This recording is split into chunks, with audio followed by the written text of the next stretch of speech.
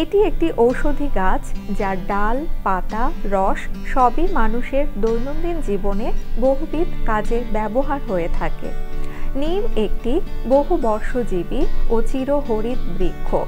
আকৃতিতে 40 থেকে 50 ফুট পর্যন্ত লম্বা হয়। এর কাণ্ডের ব্যাস 20 থেকে 30 ইঞ্চি পর্যন্ত হতে থাকে। ডালের চারদিকে 10 থেকে 12 ইঞ্চি যৌগিক পত্র জন্মে। পাতা কাস্তের মতো বাঁকানো থাকে এবং পাতার কিনারায় 10 থেকে 17টি করে খাঁজযুক্ত অংশ থাকে। পাতা 2.5 থেকে 4 ইঞ্চি লম্বা হয়। নিম কাঁচা গাছে এক ধরনের ফল হয়।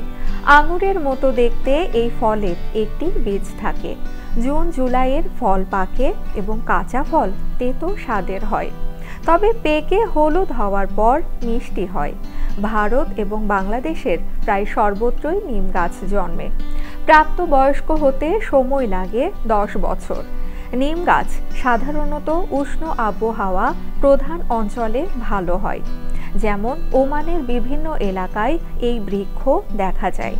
নিমের পাতা থেকে বর্তমানে প্রসাধনীও তৈরি হচ্ছে। কৃমিনাশক হিসেবে নিমের রস খুবই কার্যকরী।